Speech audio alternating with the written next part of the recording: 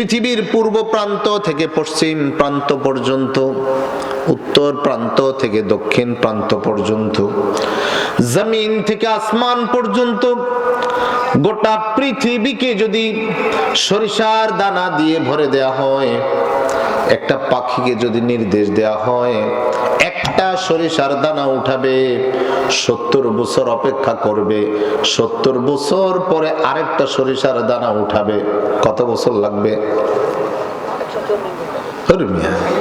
কোন শেষ সীমা না। কোনদিন না কোনদিন এভাবে করে যদি নিতে থাকে, পৃথিবী সমান ভর্তি সরিষার দানা কোনদিন না কোনদিন শেষ হয়ে যাবে। আখিরাতের জীবন কোনদিন শেষ হবে না।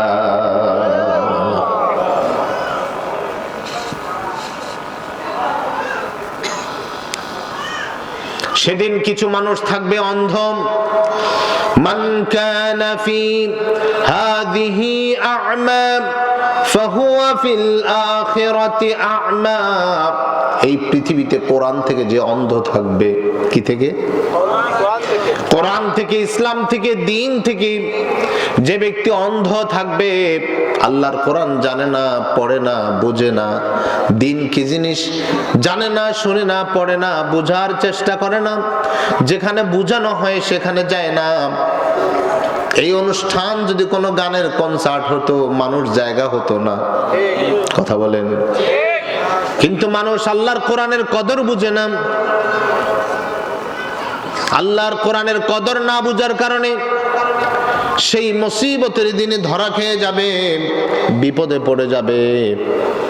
সেদিন এই বিপদের কোনো শেষ সীমানা থাকবে না, অনন্তকাল ধরে জ্বলতে থাকবে, জ্বলতে থাকবে জাহান্নামের আগুনে।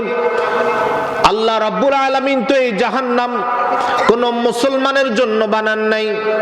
রব্বুল আলামিন বলছেন, ওয়াত্তাকুন নারাল্লাতী উইদ্দাত লিল কাফিরিন। ওই আগুনকে ভয় করো যে আগুন কাফেরদের জন্য প্রস্তুত করা হয়েছে। জাহান্নাম কাদের জন্য বানানো হয়েছে? জোরে বলেন। জাহান্নাম তো মুসলমানের জন্য বানানো হয় নাই, কিন্তু মুসলমান জাহান্নামে যাবে কি যাবে না? আরো জোরে বলেন। অনেক যাবে। আল্লাহর পয়গম্বর বলেছেন, বনি ইসরাইলে 72 দল বিভক্ত হয়েছে। বনি ইসরাইল 72 দলে বিভক্ত হয়েছে, আমার উম্মত 73 দলে বিভক্ত হবে। বলছেন আমার উম্মত, কার উম্মত? তো রাসূলরে যারা বিশ্বাস করছে নবী হিসেবে, তারাই তো রাসূলের উম্মত। বুঝেন না কথা? যারা সাক্ষ্য দিয়েছে লা ইলাহা ইল্লাল্লাহু মুহাম্মাদুর রাসূলুল্লাহ, এই কালিমাকে যারা বিশ্বাস করেছে, এই কালিমার ঘোষণা যারা দিয়েছে, তারা মুসলমান, তারা নবীর উম্মত। আল্লাহর পয়গম্বর বলেন আমার উম্মত 73 দলে বিভক্ত হবে। কত দলে? 73 দলে বিভক্ত হবে। 72 দল জাহান্নামে যাবে, একটা দল মাত্র জান্নাতে যাবে। জিজ্ঞেস করা হলো, ইয়া রাসূলুল্লাহ, ওই নাজাত প্রাপ্ত দল কোনটা, যেই দলটা জান্নাতে যাবে? আপনারা কি 72 দলে যেতে চান না এক দলে যেতে চান? আরো জোরে বলেন। মুসলমানের আল্লাহ একজন। আরো জোরে কথা বলে না। মুসলমানের আল্লাহ। নির্বাচন গেছে তো বেশি দিন হয় নাই, গলা ভাঙে গেছে নাকি? এবার তো বেশি চিল্লাচিল্লিও হয় নাই, যা চিল্লাইছে রেকর্ডে চিল্লাইছে, আপনারা চিল্লান লাগে নাই। কথা বুঝে না তো, কথা আওয়াজ বাহির না কেন? কি বলতেছিলাম বলেন? একদল। একদল কয় দল জাহান্নামে যাবে? মুখ খোলেন মিয়া। কয় দল জাহান্নামে যাবে? জান্নাতে যাবে কয় দল? এক দল। আমরা কি 72 দলে যেতে চাই না এক দলে যেতে চাই? বড় কঠিন সিলেবাস, বড় কঠিন। দেখেন ঢাকা ইউনিভার্সিটিতে ছাত্র নিবে 200, প্রতিযোগিতা করে 2 লাখ। কথা বলে না? প্রতিযোগিতা করে কি করে না? যারা ইউনিভার্সিটি, ঢাকা ইউনিভার্সিটিতে যেতে চায়, কোচিং করে কি করে না? ভালো পড়ালেখা করে কি করে না? A+ পাওয়ার চেষ্টা করে কি করে না? তারপরও প্রতিযোগিতা হেরে গেছে, কিন্তু প্রতিযোগিতা করে। এদেশের মুসলমানের সন্তান একটা ইউনিভার্সিটিতে ভর্তি হওয়ার জন্য যে পরিমাণ প্রতিযোগিতা করে পড়ালেখা, একজন মুসলমান যদি দুনিয়াতে ইসলাম মেনে ঈমান মেনে জান্নাতে যাওয়ার প্রতিযোগিতা করত, বাংলাদেশটা সোনার দেশে পরিণত হতো। প্রতিযোগিতা নাই, আমলের প্রতিযোগিতা নাই, জাহান্নামে যাওয়ার প্রতিযোগিতা। আল্লাহ কয়জন? আরো জোরে বলেন কয়জন? আমাদের নেতা কয়জন? এক নেতা, মুহাম্মাদুর রাসূলুল্লাহ। শুধু আমাদের নেতা নয়, সাইয়্যিদুল আনাম, সমস্ত সৃষ্টির নেতা। সুবহানাল্লাহ। নবীগণের নেতা, নবীগণের ইমাম আসছেন সবার শেষে। সবার শেষে এসে তিনি নবীদের ইমাম কেমন করে হবেন? মেরাজের চাঁদ এটা নাকি? মেরাজের রাতে আল্লাহ রাব্বুল আলামিন নবী রাসূলগণকে বাইতুল মাকদাসে হাজির করাইয়া আল্লাহর নবীর ইমামতিতে নামাজ পড়াইয়া নবীগণের ইমাম বানায়া দিয়েছে।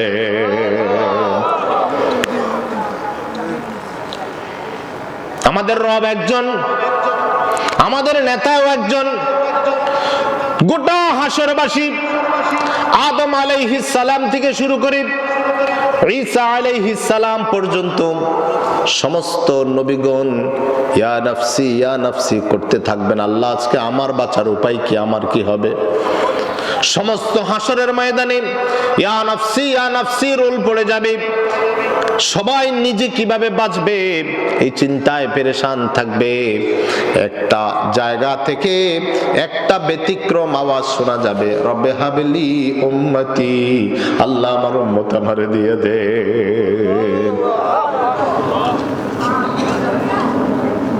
শফিউল মুযনিবিন, রাহমাতুল লিল আলামিন।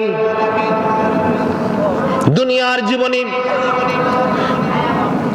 40 বছরে নবুয়ত পেয়ে 63 বছর পর্যন্ত কোনোদিন নিজের পরিবারের জন্য পেরেশান হন নাই, নিজের জন্য পেরেশান হন নাই।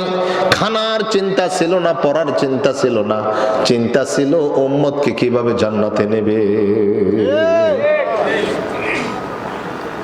উম্মত কিভাবে জান্নাতি হবে। ওই এক দল, যেই দল জান্নাতে যাবে, ওই দল কোন দল? আল্লাহর নবীকে জিজ্ঞেস করা হলো।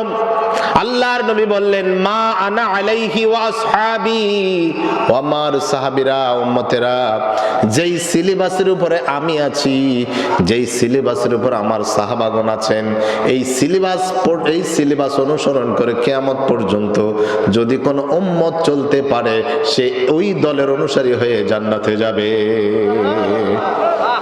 সিলেবাস কি? কোরআন। সিলেবাস কি? আরো জোরে বল, সিলেবাস কি? সিলেবাস কোরআন। ইসলামের সিলেবাস কোরআন, ইসলামের সিলেবাস হাদিস।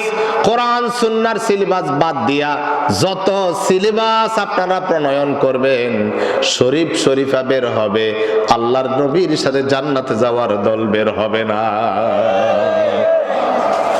ইসলাম হলো চিরদিনের শান্তি সুখের নিশানা, ইসলাম ছাড়া অন্য সবই জাহান্নামের ঠিকানা। ইসলাম হলো চিরদিনের শান্তি সুখের নিশানা, ইসলাম ছাড়া অন্য সবই জাহান্নামের ঠিকানা।